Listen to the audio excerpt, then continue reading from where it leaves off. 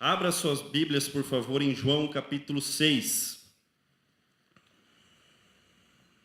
João 6. Para quem iremos nós? Antes de lermos a palavra, vamos ter um tempo de oração?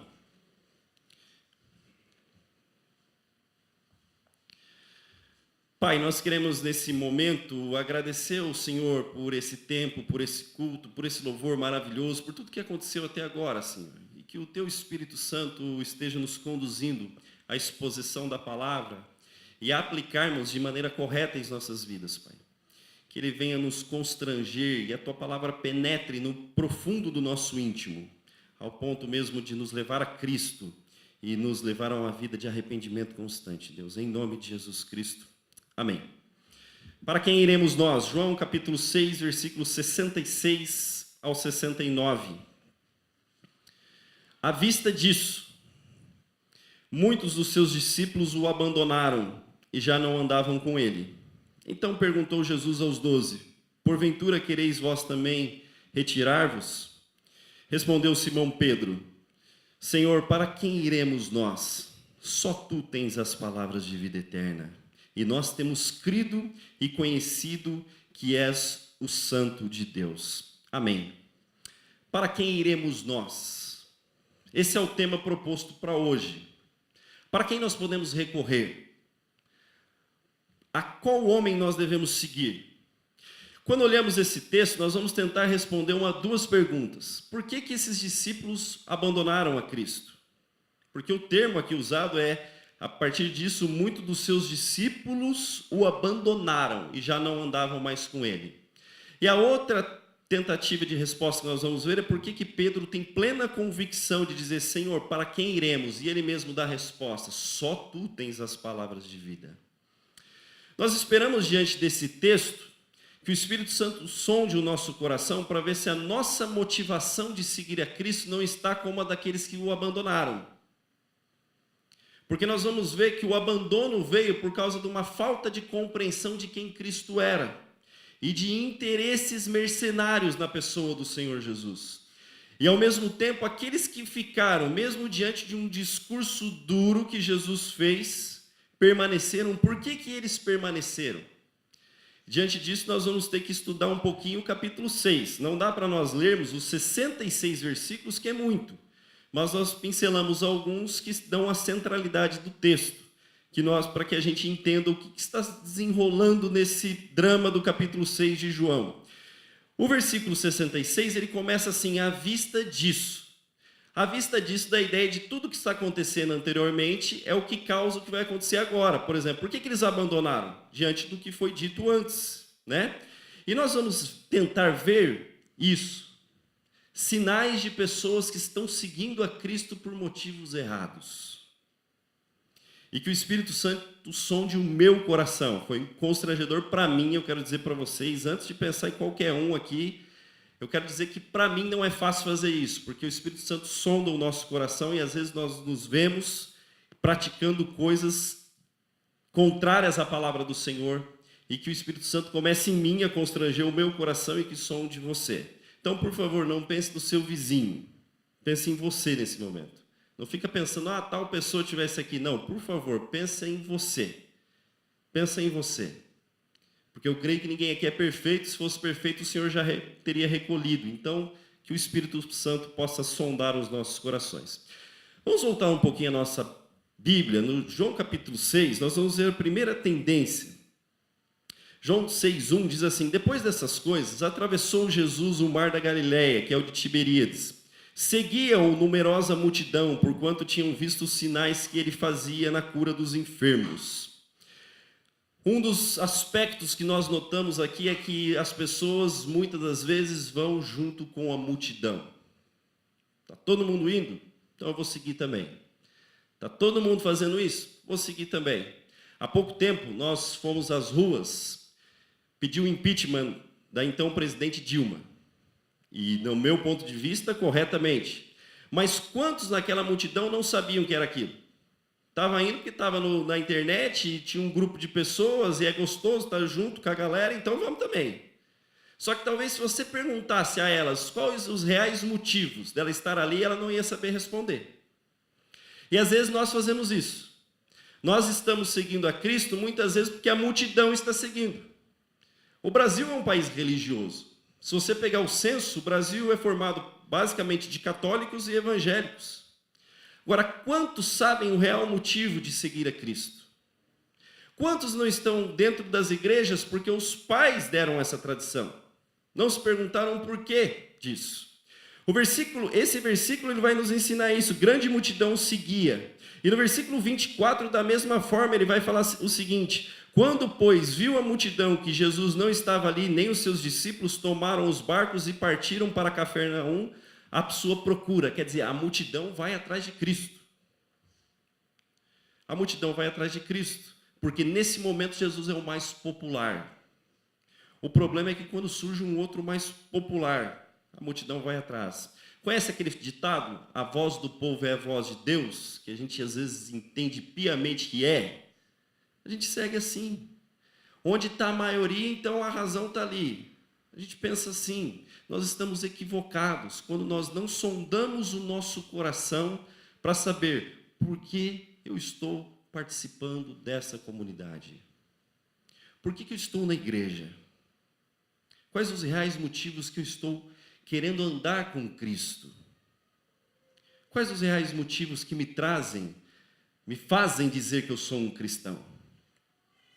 Martin Lloyd Jones, um grande pregador, disse a respeito de seguir a multidão, ele disse o seguinte: ele não sabe, ele falou assim, olha, eu não sei o que é pior, se você lidar com quem não é convertido ou lidar com quem acha que é convertido. Porque quem acha que é convertido, ele entende que a palavra não é para ele, é para o de fora. E geralmente muitas das pessoas, nós vamos ver isso aqui no texto, que a maioria abandona Cristo. A maioria o abandonou. A maioria o deixou. Talvez por não fazer uma leitura real de quem era o Senhor Jesus. E por seguir simplesmente a moda.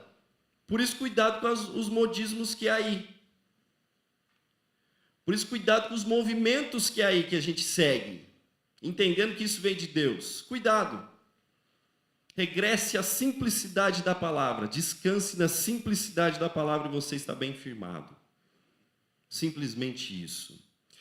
Essa multidão o seguia. E nós nos perguntamos, será que eu não estou seguindo a Cristo por causa disso? Um outro motivo pelo qual nós seguimos a Jesus está no versículo 26. Diz assim, em verdade vos digo, vós me procurais, não porque vistes sinais, mas porque comeste dos pães e vos fartastes. Um outro motivo pelo qual a multidão segue a Cristo é porque eles veem em Jesus alguém que pode satisfazer as necessidades pessoais. Comeste pão e vos fartastes. Vocês estão me procurando com veemência. Sabe por quê? Porque eu supri a carência de pão que vocês tinham, pão físico. Vocês estão me procurando porque vocês chegaram para me ouvir com fome e eu multipliquei os pães. O que Jesus está fazendo? Jesus está querendo dizer que eles compreenderam errado os sinais. Quando você abre a sua Bíblia, por favor, em João capítulo 20. João capítulo 20. O autor desse livro vai nos ensinar por que os sinais foram realizados e escritos aqui, neste livro. João capítulo 20, versículo 30 a 31, diz o seguinte: na verdade, fez Jesus, diante dos seus discípulos, muitos outros sinais que não estão escritos neste livro. Estes, porém, foram registrados para que creiais que Jesus é o Cristo, o Filho de Deus, e para que, crendo, tenhais vida em seu nome. Então, quando nós lemos um milagre no livro de João, qual que é o propósito do registro? Para que eu creia que Jesus é o Cristo, não para que as minhas necessidades pessoais sejam supridas e satisfeitas. O propósito é esse. E esses discípulos, essa multidão, não compreenderam esse propósito, que é, o sinal aponta para algo maior do que o próprio sinal. O sinal aponta para algo maior do que o próprio sinal. Agora eu quero me pergunte para você. Será que eu sigo a Cristo porque Cristo pode me dar fama? Será que eu sigo a Cristo porque Cristo pode fazer o meu filho ser educado? Não que Cristo não faça nenhuma dessas coisas, por favor. Ele faz, nós vimos aqui que ele multiplicou os pães. Mas se o meu interesse girar em torno de coisas terrenas, eu tenho grande chance de me frustrar no discipulado com Cristo. Grande chance. Será que eu sigo a Cristo porque Cristo pode dar um jeito no meu casamento? Meu casamento está arrebentado, então eu olho em Cristo a minha única esperança. Eu vou para Ele só porque Ele pode dar uma solução para o meu casamento. Será que eu vejo em Cristo alguém que pode abençoar as minhas finanças? Será que eu vejo em Cristo só alguém capaz de curar a minha depressão? As angústias do meu ser? Vocês estão me buscando, disse o Senhor Jesus, porque vocês comeram o pão e ficaram satisfeitos. Ficaram satisfeitos. Quantos de nós não estamos seguindo a Cristo? Porque seguir a Cristo hoje é popular. Dá um bom nome. As pessoas vão nos aceitar. Será que como pastor eu não estou seguindo a Cristo para poder pregar bem ou para poder liderar pessoas? Ou se eu toco porque eu vou aparecer aqui na frente? Se o meu sentimento se resume a essas coisas, eu sou tão mercenário quanto essa multidão. Tão mercenário quanto essa multidão. Eu estou vendo Cristo como um objeto pelo qual eu quero atingir os meus sonhos, os meus propósitos. Jesus é muito mais do que isso. Jesus é muito mais do que alguém que vai satisfazer os seus anseios, as suas necessidades físicas, emocionais ou qualquer uma dessas coisas. Por favor, eu não estou dizendo que o Senhor Jesus não faça, porque Ele faz. Nós vemos Jesus restaurando casamentos, nós vemos Jesus curando pessoas, eu não tenho dúvida disso, mas também nós vemos Jesus não curando pessoas.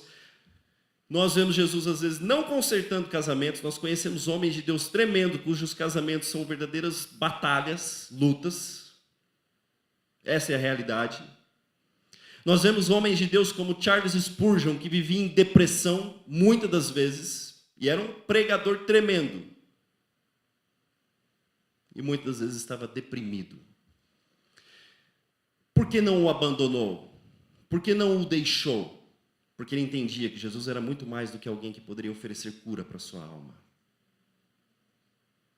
Quando o nosso evangelho gira em torno das coisas terrenas, nós somos os mais miseráveis dos homens. Os mais miseráveis dos homens. E nós temos que pedir, Espírito Santo, sonde o meu coração. Sonde o meu coração ao ponto de entender qual a real motivação pelo qual eu estou seguindo o Senhor Jesus. Sonde, Senhor. Porque se nós estamos seguindo por esse motivo, nós não compreendemos quem que Jesus é. Talvez por isso que nós vemos tantas músicas centralizadas no homem, né? Tantas palavras centralizadas no homem. Porque não compreenderam quem o Senhor Jesus é. E entenderam Jesus como um objeto de simplesmente resolver os nossos problemas. Mas o Senhor Jesus nunca deixou alguém segui-lo enganado. O Senhor Jesus nunca deixou alguém vir até Ele e ficar enganado a respeito do seu discipulado, de quem Ele é e a respeito do custo de segui-lo. Nunca. Se você ler o versículo 27, ele diz assim, trabalhai. Ele repreende no versículo 26 e no 27 ele está corrigindo a percepção que aqueles homens estavam se aproximando dele. Trabalhai não pela comida que perece. O Senhor Jesus está corrigindo a visão daqueles homens e daquelas mulheres. Jesus é honesto com a multidão. O discipulado, o custo do discipulado não vem naquelas entrelinhas. Vocês já viram aquelas propagandas de televisão que aparecem aquelas linhazinhas pequenininhas que você não consegue, é impossível você enxergar alguma coisa ali? O custo de seguir a Cristo não vem dessa forma. Ele claramente se revela. Olha, o custo é alto, o custo é penoso, o custo de andar comigo não é fácil. porque o mundo vai o rejeitar, o mundo vai rejeitar vocês por vocês quererem seguir a mim. Certa vez um escriba, Mateus capítulo 8, versículo 19 e 20, vai nos ensinar que um escriba se aproxima de Cristo querendo seguir. E o Senhor Jesus diz assim, aproximando-se dele um escriba, disse-lhe, mestre, aonde quer que fores, eu irei. Nós falamos às vezes esses discursos, né, com veemência, Senhor, aonde o Senhor for, eu irei, não importa aonde for, eu irei. O Senhor Jesus vem para ele e fala assim, olha, as raposas têm covis e as aves dos céus têm ninhos, mas o Filho do Homem não tem onde reclinar a cabeça. O que o Senhor Jesus estava querendo dizer? Meu amigo, você está querendo me seguir? Provavelmente porque você viu que eu curei, que eu fiz isso, mas eu não tenho onde dormir. Você quer isso? Você quer isso? Você quer seguir a mim? Você tem certeza disso? Jesus deixa claro para aquele escriba como ele vivia. Você está disposto a não ter aonde reclinar a cabeça por causa de Cristo? Você está disposto a perder a fama por causa de Cristo? A perder privilégios por causa de Cristo? A perder posição por causa do Senhor Jesus? Esse é o discurso de Jesus para aqueles homens. Lucas 9, 23, ele disse aos seus discípulos que se alguém quer vir após ele, deve se negar a si mesmo. Negue-se a si mesmo. A Letícia citou há pouco isso, né? Tome a sua cruz, negue-se a si mesmo. Ao lermos isso, nós começamos a compreender por que essa multidão, quando o Senhor Jesus corrige eles, por que essa multidão depois lá na frente vai o abandonar. E dizer assim, dura esse discurso, quem pode resistir a esse discurso? Ninguém cuja motivação é mercenária pode suportar esse discurso. Ninguém. Cuja motivação seja o próprio ego, seja a própria satisfação interior, ninguém pode suportar um discurso desse. Porque Jesus traz à tona, expõe o coração do homem com essas palavras. E qual seria a motivação correta de seguir a Cristo? Qual é a motivação correta pelo qual nós compreendemos que esse é o caminho? Pedro vai nos ensinar lá, né? Ele olha para Jesus diante da pergunta do Senhor Jesus, porque o Senhor Jesus, diante da multidão o abandonando, o Senhor Jesus se dirige aos seus discípulos e pergunta, vocês também querem me abandonar? Que pergunta, né? Constrangedora. Constrangedora. Vocês também desejam me abandonar? Porque o texto diz que aquelas pessoas já não andavam mais com ele. Já não queriam mais andar com ele. O Senhor Jesus se dirige aos 12. O Pedro é um dos caras que a Bíblia mais registra que pisou na bola, né? Mas também é um dos discípulos que mais era corajoso em afirmar algumas coisas. Ele olha para Jesus e fala assim, para quem iremos? Com o Senhor é difícil, mas com quem e para quem iremos? Pedro compreendeu. E não é uma questão emocional, porque o Senhor Jesus era amoroso. Pedro está falando assim, olha, Senhor, nós não temos ninguém que nós possamos correr e abraçar como o Senhor. Abraçar a vida eterna como o Senhor. Para quem iremos, só Tu tens as palavras de vida eterna. Pedro compreendeu, e os discípulos compreenderam, que Jesus tinha algo muito mais do que bênçãos materiais a oferecer. Jesus era o próprio Deus encarnado. E abandonar o Deus encarnado era complicado. Como que eu posso abandonar o maior presente que Deus me deu, que é Cristo? Eu não posso. Para quem iremos nós? Diz Pedro. Só Tu tens as palavras de vida eterna. Só Tu tens as palavras de vida eterna. Voltando ao versículo 27, nós vamos entender por que Pedro diz isso. Pedro vê toda a cena. E o versículo 27, o Senhor Jesus está corrigindo esses homens. Ele fala assim, trabalhai pela comida que perece, mas não trabalhai pela comida que perece, mas pela que subsiste para a eternidade, a qual o Filho do Homem vos dará, porque Deus o Pai o confirmou com este selo. Jesus fala para aqueles discípulos não fala para aqueles discípulos trabalharem pelas coisas terrenas. Você sabe que havia uma distância entre Jesus, ele multiplica os pães, e aqueles homens querem fazer Jesus rei, movidos por ganância de que através de Cristo eles poderiam ser libertos do Império Romano. E o Senhor Jesus se afasta porque o Senhor Jesus não aceita algo que seja exaltado pelos homens, mas ele busca a exaltação que vem de Deus. Ele sabia que não seria através dos homens que ele seria declarado rei, mas através do Pai. Que o verdadeiro rei é aquele que o Pai declara que é rei, não que os homens declaram que é rei. Nós precisamos compreender isso. E o Senhor Jesus se retira, e a cena se desenrola, e aqueles homens estão caçando Cristo desesperadamente, e o encontram do outro lado do lago. É em torno de 16, 17 quilômetros. Alguns andam a pé, deram uma volta a pé, outros de barco ao encontro de Jesus. E quando o Senhor Jesus diz assim, trabalhai pela comida que não perece, o Senhor Jesus, eles sabiam bem o que o Senhor Jesus estava querendo dizer. Porque eles trabalharam durante aqueles 16 quilômetros, 17 quilômetros para encontrar a Cristo. Eles trabalharam para buscar a Cristo, para satisfação pessoal.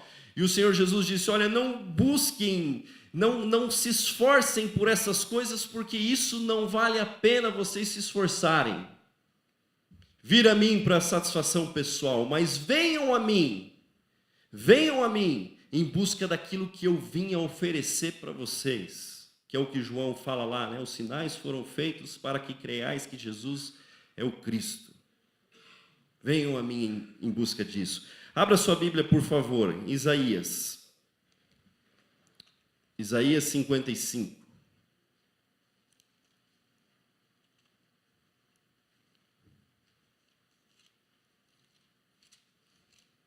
Isaías 55, versículo 1. Se eles compreendessem o Antigo Testamento, eles iam entender que o Antigo Testamento fala a respeito do Senhor Jesus e que a sede deles, que eles não entendiam que sede era essa, seriam supridas no Senhor Jesus. Isaías 55, versículo 1 diz assim, a todos vós que tendes sede, venha, vinde às águas. A todos vós que tendes sede, vinde às águas. E vós todos que não tendes dinheiro, vinde, comprai e comei. Sim, vinde e comprai sem dinheiro e sem preço, vinho e leite. Por que gastais o dinheiro naquilo que não é pão, e o vosso suor naquilo que não pode satisfazer?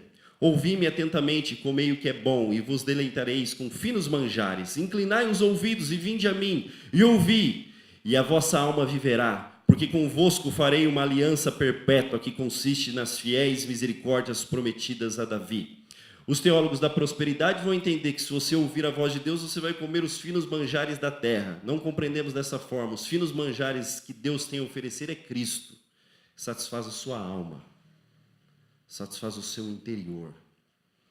Aqui eles estão dizendo o seguinte, por que você gasta o seu dinheiro naquilo que não pode satisfazer o anseio mais íntimo do ser humano? E qual é o anseio mais íntimo do ser humano? Eclesiastes 3:11 nos fala qual é o anseio mais íntimo, que Deus criou todas as coisas e pôs a eternidade no coração do homem. Só Cristo pode satisfazer os anseios a respeito da eternidade no coração do homem. Era isso que Jesus estava querendo que aqueles homens o buscassem. Eu quero ir para Ele, porque Ele pode satisfazer os anseios a respeito das coisas eternas. Ele pode resolver o maior conflito do homem. O maior conflito do homem não é o conflito financeiro. O maior conflito do homem não é o conflito social, psicológico, emocional, qualquer coisa. O maior conflito que o homem tem que resolver é o conflito dele com Deus. Enquanto ele não resolver o conflito dele com Deus e ser declarado paz sobre ele, porque ele está bem com Deus através de Cristo, o homem está perdido. E Cristo veio resolver esse conflito.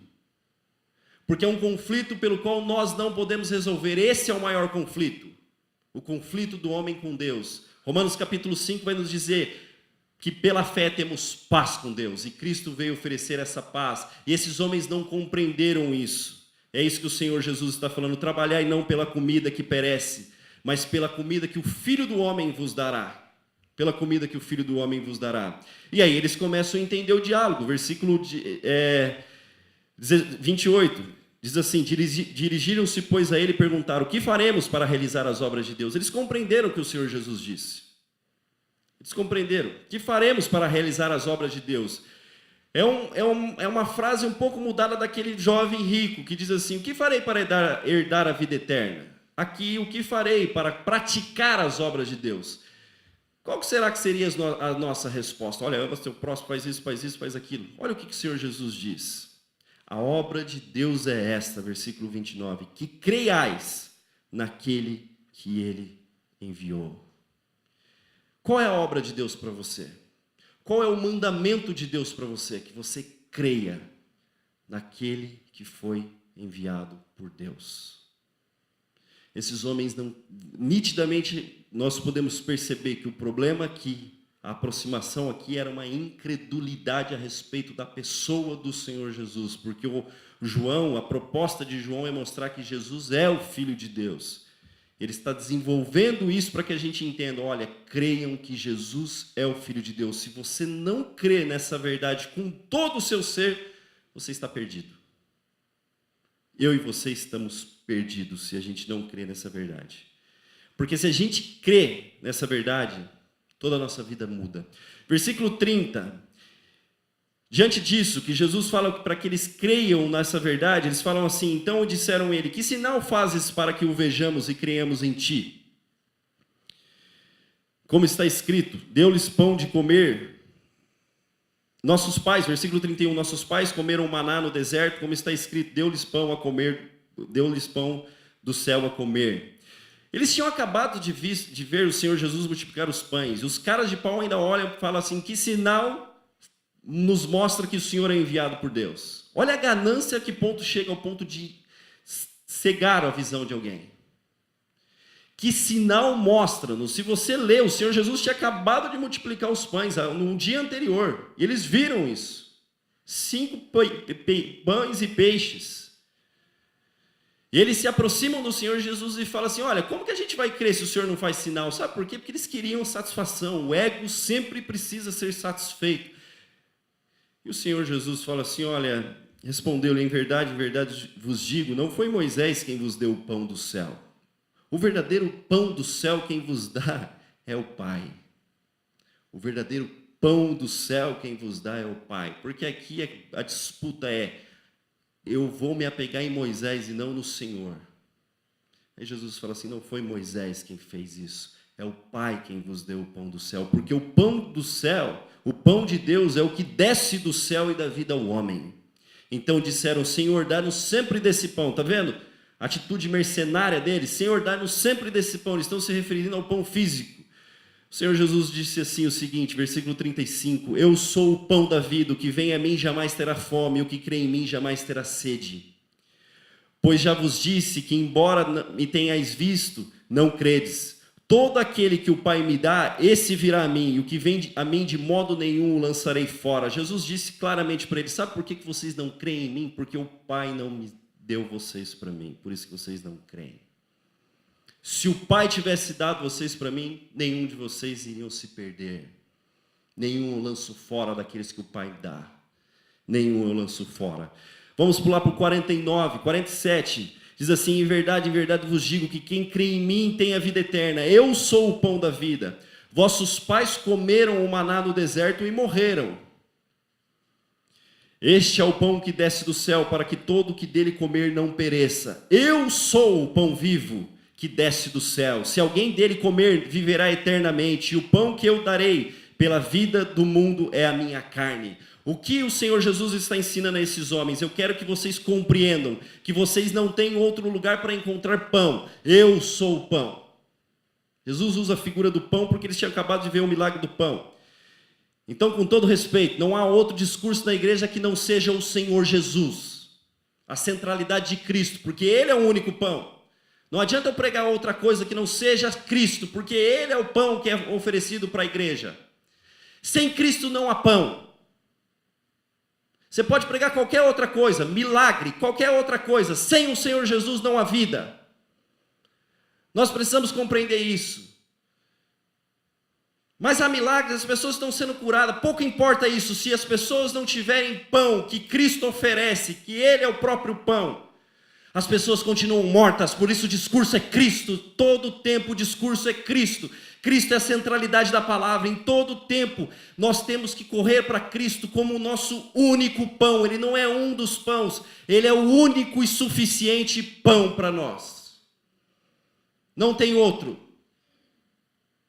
O Senhor Jesus não é opcional entre vários aqui. Ele é único. se eu não compreender com todo o meu ser que o Senhor Jesus é o enviado de Deus e que eu não tenho outro recurso para me achegar a Deus a não ser pelo Senhor Jesus, eu sou o mais miserável dos homens e o menos entendido dos homens. Por isso que o mais pobre dos homens, mas que crê em Cristo, é o mais milionário dos homens, porque ele consegue crer na maior verdade que Deus enviou a esse mundo, que é o Senhor Jesus. É isso que o Senhor Jesus estava querendo que aqueles discípulos compreendessem. Vocês precisam compreender que eu não sou opcional. Vocês precisam compreender que se vocês não me receber como o enviado de Deus, vocês estão perdidos. Vocês estão perdidos. E eu e você da mesma forma. Se a gente entender que Jesus Cristo é simplesmente alguém, uma moeda de troca, para que eu obtenha algo de Deus, eu sou o mais miserável dos homens, mas se eu vou para Cristo dizendo, Senhor, eu compreendo que ainda que todos me rejeitem, ainda que esse mundo me abandone, eu compreendo que eu não tenho mais ninguém para recorrer, sabe por quê? Porque só o Senhor é o verdadeiro pão que dá vida para a minha vida, porque senão eu continuo morto, vivo.